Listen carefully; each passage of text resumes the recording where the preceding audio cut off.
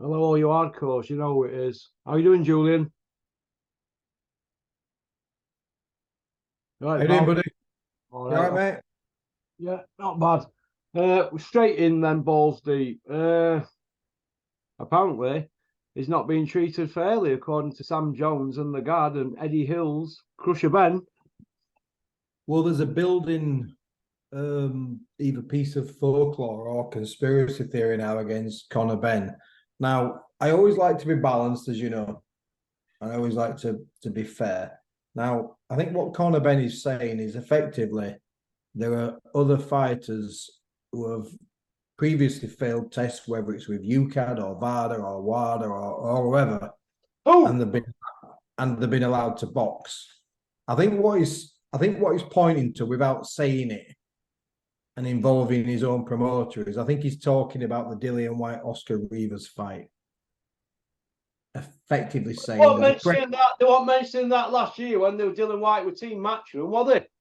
and that's what I'm saying, Russell. I think he's saying that there are effectively, if you go back, and first of all, I'll just address Sam Jones and the Gad and all these morons and Frank Smith and Eddie Hearn and everybody else who's saying he's being treated differently. Now, all they're trying to do is just create a conspiracy theory, and they're just trying to create smoke screens to avoid the root of the problem, which is two failed drug tests.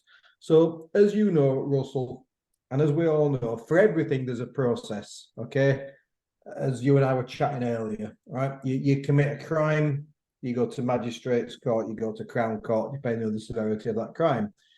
If you get a ticket through the mail and it says you've done 30 mile an hour, you've exceeded a 30 mile an hour speeding limit, you get a ticket, don't you? You plead guilty, or you say it wasn't me driving, or you say this, or you say that. There's a process, isn't there? You go through this process.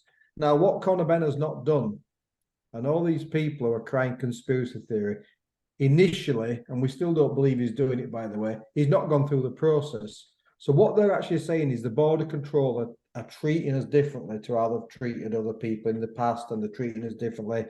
And Eddie Hearn was being a smart ass, and he was saying, well, it was great that we're finding the stuff out on TalkSport. Robert Smith's on TalkSport, and he's updating people then, and it's the first we've heard of it. Now, listen, you guys have decided to go your own route. Right from the beginning of this case, first of all, you tried to get this fight to happen.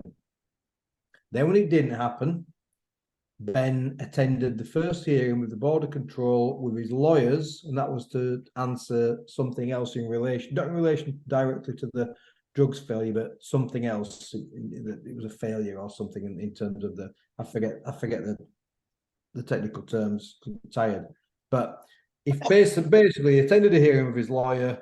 And the first thing he did before that hearing was he withdrew his license, didn't he? Relinquished his license. So straight away, you're not going down the process, are you? You're not going down the process that Amir Khan went down, which is there's something in my system. I failed the test. I don't know how it got there.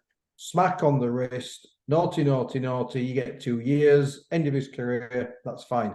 But if you go down the process, Connor, and if you went down the same process as everybody else, you get treated the same. The only reason, and this is the crux of it, the only reason you're getting treated differently is because you're behaving differently.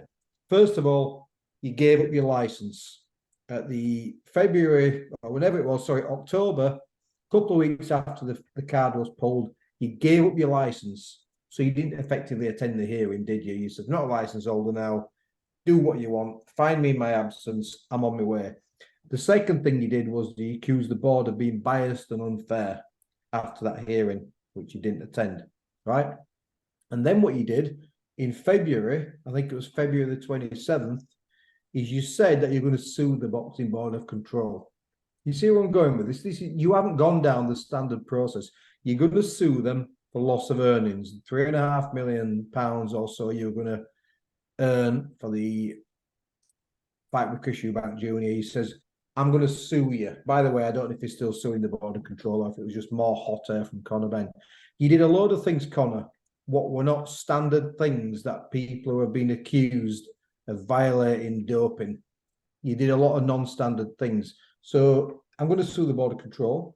You on Twitter and or Instagram, you harassed Jose Sullivan, who weakened because he's a bum. You harassed him and you said, you're holding me back with my career. When am I allowed to box? When are you going to put me back in the rankings?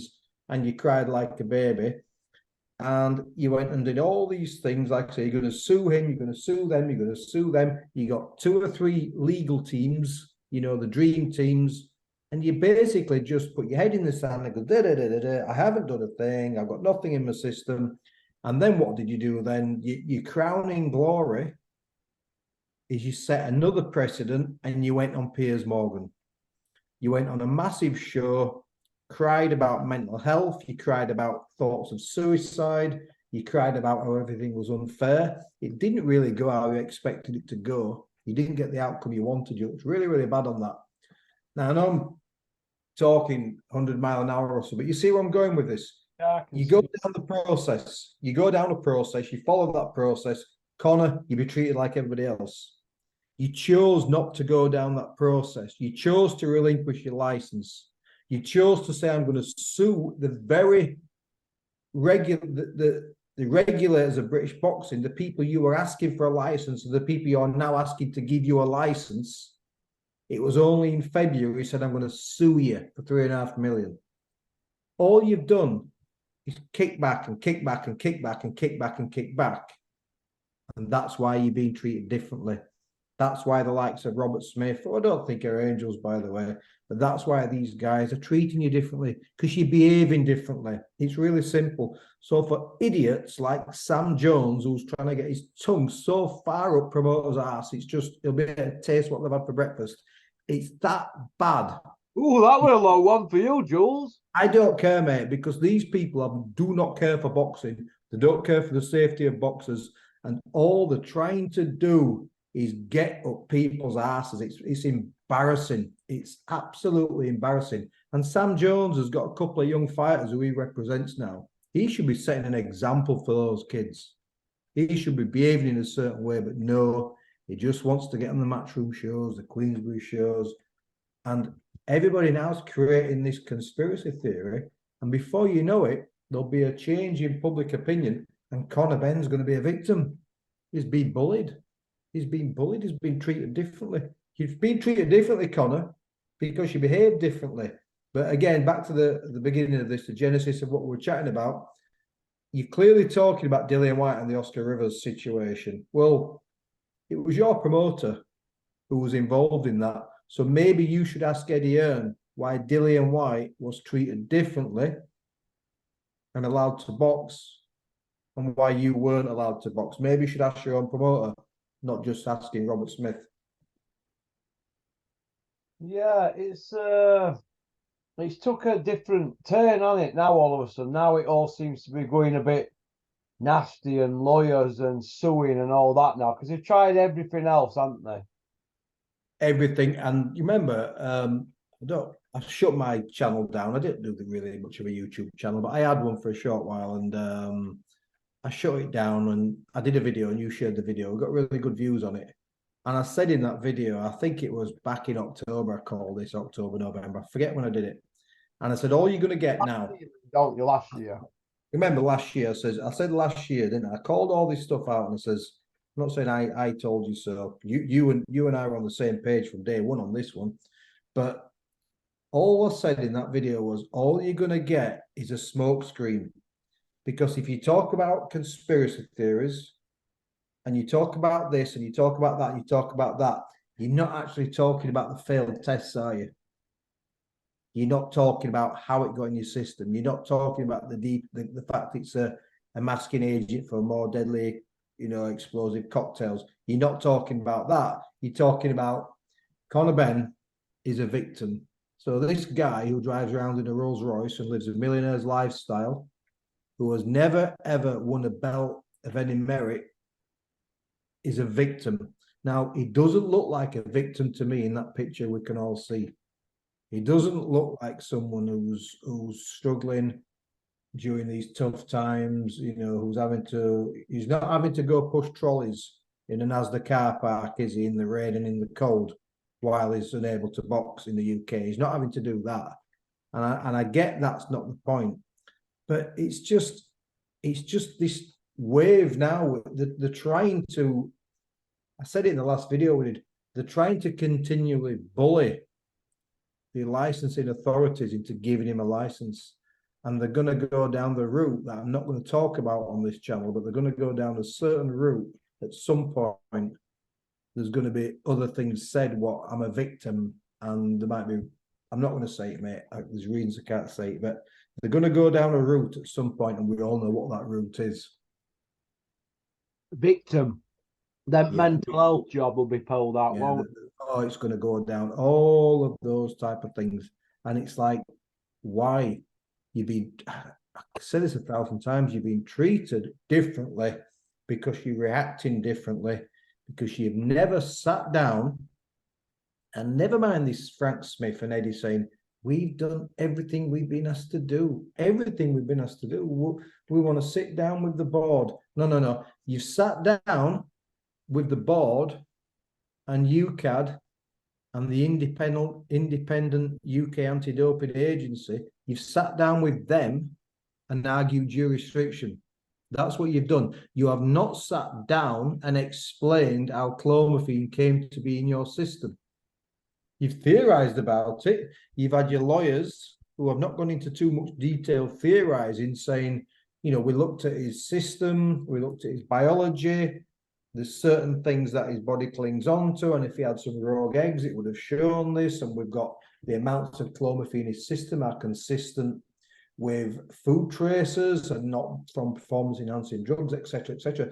You've talked about it, but you've not actually presented that evidence, have you? Because this is a smokescreen, Russell. You're just talking about jurisdiction. So if you've got, like you've said, this 270-page document, you've got this dream team who will come along and says, actually, Conor Benn's got a different system. If he had some rogue eggs, it would have held on to traces of that, blah, blah, blah, blah. Just show the evidence. If you've been accused of something, Russell, and you've got some CCTV proving that you were not at the scene of a crime, and you've been accused of, first thing you do is going to show that CCTV, aren't you? Also, you mean like when I got my teeth smashed out in the back of that cop car?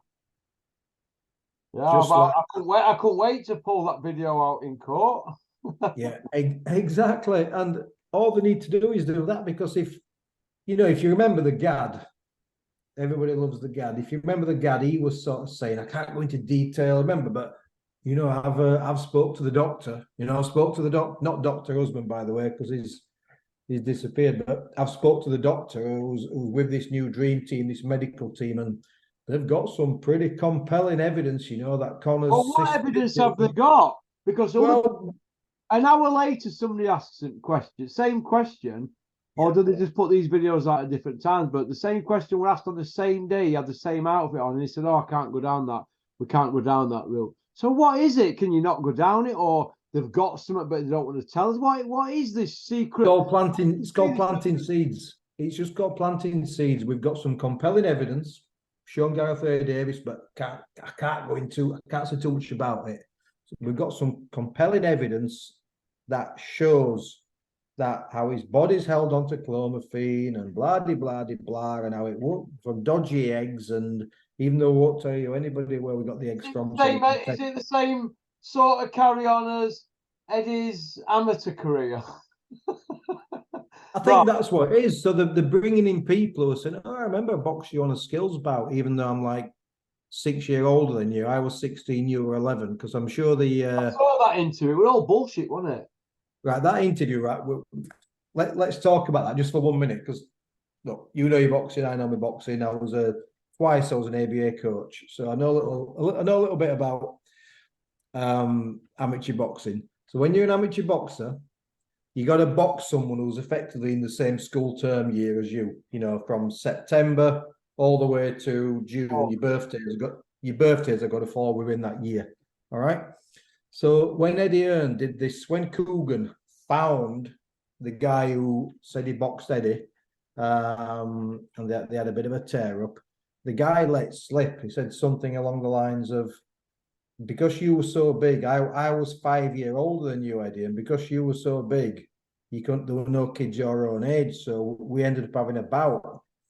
And Eddie's like, all right, right. So anyone who, by the way, if you had a competitive fight or a skills bout, you can't, as I've said, you can't box somebody who's more than 9 or 10 months older than you when you're that age. It just doesn't happen. That's been the rule, well, 50, 60, 70 years. It's just as simple as that, right? So, yeah, they messed up on that one, Russell, didn't they? They were telling... I think we're a load of bollocks because Eric Guy told me. Absolute rubbish. You can't box somebody who's a different age to you as a young amateur. It's as simple as that. What I believe Eddie Hearn did, and pull the videos from your dad's archive that you said you've got somewhere. I believe Eddie Hills did a little bit of boxing at the club, and I think what he did was he had what's called an inter-club spar. Yeah, another gym, brought some kids, few parents were there, and they just have a bit of a spar, and it's good. Yeah, but in Eddie's head, it was a WBC eliminator. In Eddie's head, it was Riyadh season. It was a unification. It was massive. It was huge. But I'm telling you, all right, if you did box it, honestly, if you did box Eddie, you didn't box a guy 5 years older than you, mate. The end of conversation.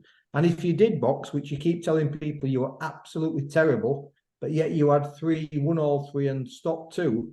Anybody knows, anybody who wins 3 out of 3 at ABA level, even just as a novice level, you ain't bad. Listen, it's stolen valor, isn't it? Like John Fury's under the no on hard road, but Stolen valor. The reward, £1,000 reward for any of John Fury's victims to come forward and do an interview if you can get down from Button Moon. I know kids, Russell, who had 3 amateur fights, 4 amateur fights, and didn't win any. Countless kids came through the gym I was with when I was boxing, when I was coaching. But at least they got in there, didn't they? And there's a dignity for doing that. But yeah, it's stolen value. He wants to be known as the boxer, doesn't he? I'm calling bullshit on that one. I have done from day one. I'll tell you why, because you got to be consistent with your lies. He's told, if he pulls out these videos of him winning and it's a competitive bout, credit to you. I have no issue with that. Having boxed doesn't mean you're the greatest person in the world, right? It really doesn't. Yeah, no one's saying that. But ultimately, right, he's been inconsistent with his stories. No, we've gone on a different turn, but I can't help it because I'm an amateur boxer and I didn't win my first 3. So you're claiming to have done something, mate, that I didn't do. So I'm calling you out on this. I've heard you tell different stories online. I don't forget anything. You told Ben Doughty you had a couple of fights. A couple of fights. I've heard you say on something else you had 3 fights. 3 is not a couple. You remember how many fights you had? Because I had 14. It's something you're really proud of, and it's something I'll never forget. Each fight, wins and losses, doesn't matter. You're proud of them all, right? So you don't say I had 3, no, I had 2. Then it was 4, wasn't it, on Boxing Social? Then I upped it to 6 with his dad and Spotty Frank. Well, I've also heard as well. I've heard Eddie Hearn say. I've heard him say on different clippings he had 3, he had 2, and then I've heard him say I had a couple of skills bouts. Now a skills bout, anybody knows this, Eddie, and the guy in the video IFL pulled out. You said you had a skills bout. Now anybody knows in a skills bout, there's no decision. This is not a revelation to anybody who's in the sport of amateur boxing. There's no decision in a skills bout. So if you had a couple of skills bouts, how did you win them all? Load of rubbish, isn't it? You don't stop people in a skills bout. You've got to pull back on your shots. They're only a move around, aren't they, skills bouts? I've seen them move around. Referees will tell a fighter if one guy's getting caught a little bit too hard, he'll tell the other kid to pull back. He'll have a word with the coach. You don't get wins in skills bouts. You don't get stoppages in skills bouts. So You're about JULIAN. Eddie does. Well, Eddie does. He were 3-0 with 2 KOs. I want to know, Eddie, did you have 3 fights, ABA rules, 2 fights, ABA rules, a couple of skills bouts, or none of the above? Which one is it? Getting back to Krusha though, right? Robert Smith stood up to him, but what if they lose? And it looks like they're going to go that is it PDA route or PBA? That means it'll still go on box rec, but it'll be unsanctioned front board, doesn't it? But it'll still go down as a fight, won't it, on box rec? It could be a real divide in boxing, couldn't it? It'd be massive if we do this, no. Massive, yeah. The fallout from this is going to be huge. What is interesting though was, as we know, the last week or so. Well, let's be honest, this fight's been locked down for the last 18 months, hasn't it? But what we do know is, Frank Smith said a week ago, it's on, done. Yeah, Eddie, done, it's on. Then it went from Eddie saying 3-4 days ago, we're working on it, right? We're working on it. And I saw something more recently with Frank Smith, because this is the one I'm kind of interested in this one, so I will find the odd thing. Frank Smith said in an article, I think I read it last night or the night before, he said, the fight's not done yet. The next 48 to 72 hours are kind of crucial because that 9 weeks is reducing. And he talked about doing the 27th of January, and he said that was looking like it wasn't going to happen. And they need to, in the next 2 to 3 days, they need to nail this down. He said, and what we'll effectively do then is we'll worry about the licensing afterwards. So the border control aren't stopping this fight, because what Frank Smith said in this, like I said, this article recently is, irrespective of the border control, right? It's the fight we haven't made yet. It's the agreement between the boxers and the managers and the teams we haven't done yet. Irrespective of that, he said, once we nail that down, we'll figure out all the licensing afterwards. So the fight is not being held up by the border control. The fight is being held up by either Eubank or Benn or whoever, because according to Frank Smith, when he said it was locked down a week ago, we know it's not. According to Frank Smith, as soon as we get the fighters and the fight to be agreed, then we're going to announce it. So as far as he's concerned, the licensing of it, whether it's by PB, whoever it is you've just said, or the boxing board of control, he doesn't care. He said it's just a matter of making the fight. The licensing, deal with that afterwards like it's nothing. Like getting the only true authority in Britain to license the fight. Oh, if they don't do it, someone else will do it. The jokers, mate. The jokers. They're absolute jokers. Well, they're doing what they want, basically, aren't they? The fallout, as you said, the fallout could be really bad, couldn't it? Because what does that say then? Is if that's an official fight, it goes down on box rec. What does that mean for the British Boxing Board of Control? It means that if you fail dope tests, you just jump over to other jurisdiction, don't you? And say, look, we've had somebody clear us, and you're not doing, and your testing procedures crap. We're now going to this other thing. But it reminds me, let me finish on this one.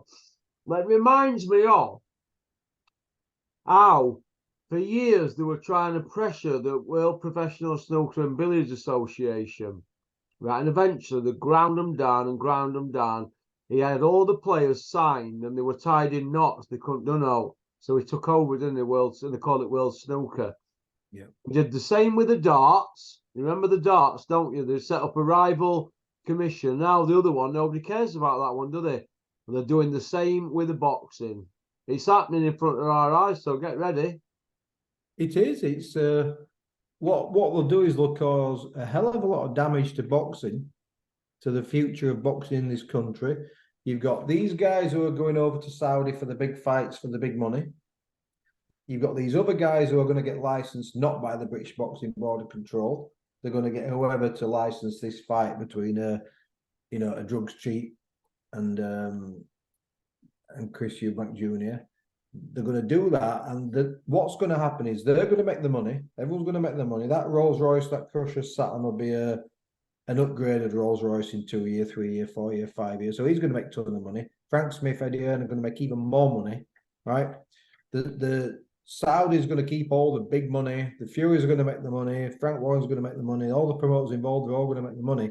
Boxing's going to be left in a really poor state in Britain unless you are really an elite fighter, you're going to have not a lot to go at, and there's going to be crumbs left over.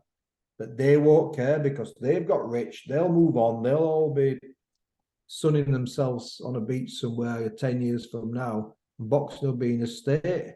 So they truly don't care for boxing, do they? They don't care for boxing. They only care for themselves. And we know that, and we've always known it. But they're actually being really brazen about it now. They're not even pretending to care for boxing. They're just all about the money. All you hear them talk about with the Conor Benn, Eubank Jr. fight, Frank Smith was saying again yesterday, it's one of the biggest fights. It's the biggest fight in Britain since God knows when. It's a massive fight. We have to make the fight. What Frank Smith is not saying is it right to make the fight? Is it morally right to make the fight? Is just saying it's a massive fight. So it doesn't matter, does it? It doesn't matter if boxing gets damaged, as long as the big wigs are all making a ton of money. That's all right, I guess. He's writing up scripts, isn't he, from day one with this, isn't he? Yeah, you can see what's happening. You when, like I said, when you get the Sam Jones and the Gareth A. Davises, and you know he's thrown Adam Catterall under a bus, hasn't he? He's left his mate to get a kicking by Warren, and he's staying quiet on it. And you can see that people will always do what's best for themselves, but it's almost like unashamedly they'll do it now. They just don't care. They just don't care. And you know, Krusha is a victim because we all remember Krusha saying the best for the best, the best for the best, and that's the mentality, unfortunately. Yeah, it's a tough one, isn't it? It sickens me, mate, because you know, I mean, genuinely, people start to get behind Conor Benn. It'll be some bratish behaviour. But people start to get behind him. His performances were really improving. And there was kind of a swing, wasn't there? We've got this exciting young fighter coming through. And the fact that Conor Benn was selling out some big arenas and he was on real headlining shows and he was like really pushed high up the bill early on. Of course, he was called Conor Benn, but he's got all these sponsors and promoters and he's got this big training team and the best of everything. That just doesn't look to me like a fighter who's victimized. It doesn't look to me like a fighter who nobody loves. Conor Benn's had a hell of a lot of love from a lot of people and a lot of leg ups. And why are you crying? Why are you crying? Because you failed 2 drugs tests and you still haven't explained how that banned substance got in your system. Anybody who says he has explained it, he's done this and he's said that, he hasn't. It hasn't. If he explained it, the border control there'd be an outcome, wouldn't there? What about Kell Brooker's backup training out there in Fuerteventura? Yeah, I mean, I don't know if he's just training. Going that route, you know, if Krusha can't get a license, could you see him slipping Brook in to fight Eubank or Brook in to fight Ben? Could you see that? Genuinely don't. I genuinely don't know because all we've heard from Krusha's corner is old men, isn't it? That's all we've heard for. We heard Ennis last week, which was a surprise, but we know why he called Ennis out. But do you know what, Russell? You're asking me what about this? What? But you're saying, what do you think to Kell Brook? What do you think to this? Do you think they'd do it? They'd do anything. We've just seen Jake Paul and Tommy Fury and millions. We've just seen Tyson Fury fight the MMA guy. They'll do anything, but nothing should surprise us anymore. So if, you know, these people, like I heard someone the other day saying, you know, Amir Khan's calling out Manny Pacquiao again and Liam Smith's on about Billy Joe Saunders. And I'm like, God, is this all? 168 pounds. Is this all we've got, mate? Is this all? Is this all we've got? The kids Joe Gallagher's got in his stable. Sean Yackersley, Macaulay McGowan, Clark Smith, all them up and comers that, you know, all get to the gym an hour early and all that to warm up and get their dedicated kids. Dedicated kids. unfortunately, no one's interested. I saw someone on try not to read too many comments, but I think it was something on IFL, and there were some comments, and I can't remember what. And someone had said, hang on a minute, they were talking about how good the cards have been lately on the zone and various other things. And someone said Warren did a great card a couple of weeks ago, which he did, didn't he? With like but Ball, Nicky Ball, whatever he's called, and that was a really great card. And someone in the comments were just saying, never heard of half of any of them. That were a shit card with that. The Magnificent Seven, that's it. Oh, that's it. Someone was bigging up the Sky card. The Bill Smith card, what Sky had just released. Someone was bigging it up. And then just some guy just says, no, that's a crap card. You should have seen the Frank Warren card, the Magnificent Seven. It was brilliant. And this guy's like, I've never heard of any of them. Who are they? Who's Nicky Ball? Who are these guys? And I just thought, this is the problem we've got. We've got casuals, haven't we? Oh yeah. We've got casuals who just don't know a good card from another, and I think it's just such a shame, mate. I think it's such a shame the way the sport's going. Like I say about Joe Gallagher, Joe's got all these kids, and no one's giving them opportunities, really, are they? Well, Joe will get them sorted in Saudi. He'll look after his own stable, won't he? Because I hope so. I hope he does. He's running that Mike Tyson gym out there now, isn't he, Joe? It's massive, that. The gym looks fantastic. I saw something on YouTube the other day. I just worry about the state of boxing, where it's going, because it's almost becoming an elitist sport, isn't it? Yeah, that's what's happening in front of our eyes. So the only people who get the big gigs are the big high profile fighters. When I say high profile fighters, I'm not talking about the best fighters. I'm talking about the high profile fighters. But now it's not just that the high profile fighters get the best gigs, but the only people who can afford to go see them are the big earners. Listen, do you know Sean Yackersley, right? In Joe Gallagher's gym, he'd take Conor Benn and no arsehole if they fought, mate. At 154, he'd smash him to pieces, mate. He'd smash him to bits. I think there's loads of kids who would honestly do that to him. Like I said, I think of Paddy Donovan, who just it'll never happen, will it? It'll just. So does that mean that kids who want to be boxers have now got to brass themselves up on social media if they want to be known as a? Yeah, you got to have a big following. You got to have a big mouth. Helps if you're son of a famous fighter, but if not, maybe you can align yourself with a famous coach or a famous mentor. And unfortunately, that's what it's all about, because realistically, you couldn't put Conor Benn in the top 10 in the world, could you, at welterweight? Yeah, I'm starting to wonder now, right, about boxers now who are wanting to get in mix and stuff. I watched that Jordan Gill fight other night, fair enough, but he's on sliding in Michael Conlan, but he did what he had to do with Jordan Gill, so well done. Yep. But then how he spoke after about mental health and all that, he's never come out with anything like that before. And I'm just starting to wonder if people are starting to want to sell themselves a bit better to create this story and write scripts and that. And if is it taking us off a ball about what it's all about now? Yeah, it's like a soap opera, isn't it? I just want to see boxing, mate. I just want to see fights. Everyone's got a sad story, haven't they? We've all had loss, we've all had tough times, and it's heartwarming, some of this stuff. But what I get tired of is every time someone gets beat, they have an excuse, don't they? Every single time, it's like, God, just take the loss on the chin. Take it on the chin. Like Beefy Smith's excuses. Well, to be fair, and I'm not, the Smiths have been an amazing boxing family in terms of achievements on paper, but there's never been a Smith who has lost, who has owned the loss from day one, ever. Ever. I've been injured, I've had the worst camp, this happened, that happened. They've never just taken it on the chin either and just said, you know what, I got beat. No. It's never happened, mate.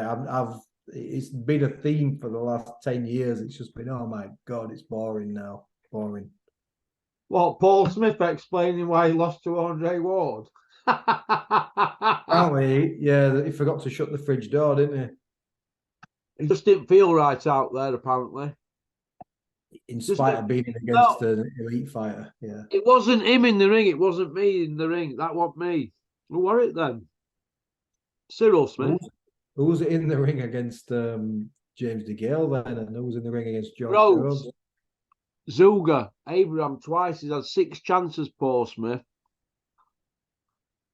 You know what? But what I want to see is proper fights.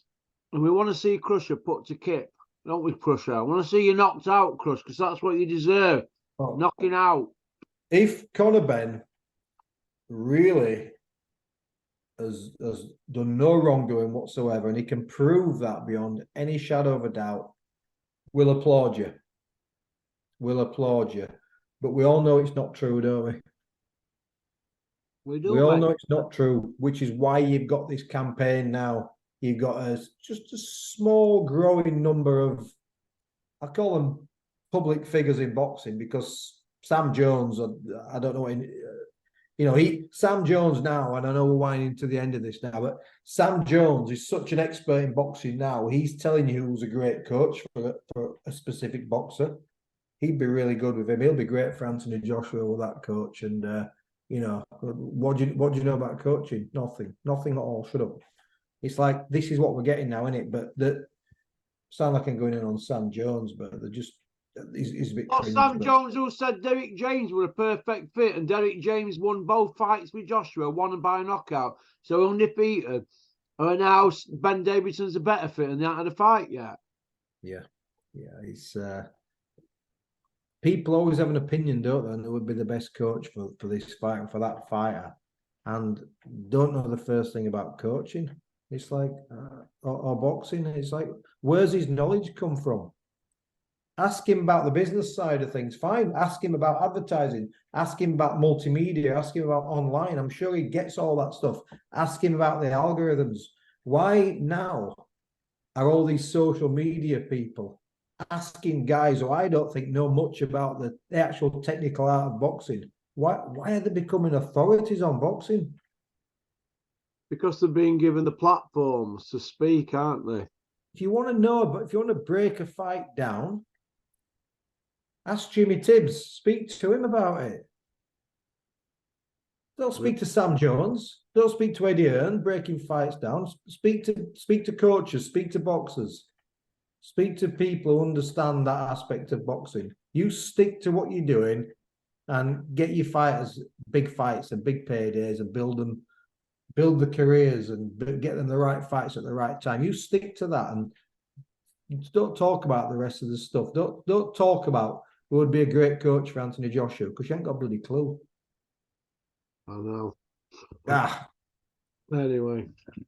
Right. Well, it's all good. We're happy, Russell. We're happy.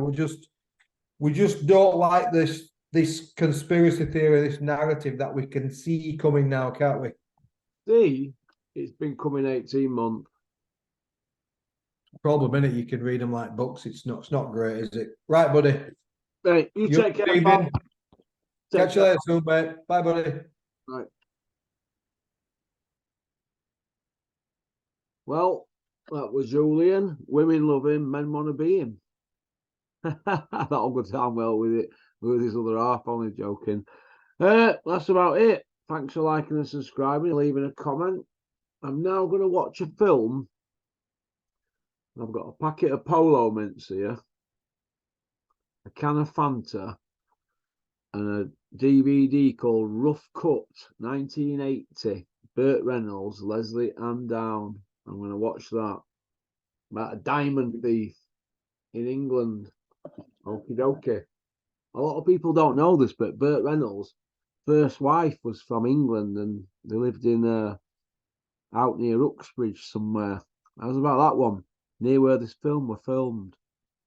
I used to live down there, near Uxbridge, where they filmed James Bond stuff up that way. I forgot what it's called now, where they film all James Bond stuff. But it's somewhere down there. Pinewood Studios. A lot of it's filmed there. Okie dokie. Peace out.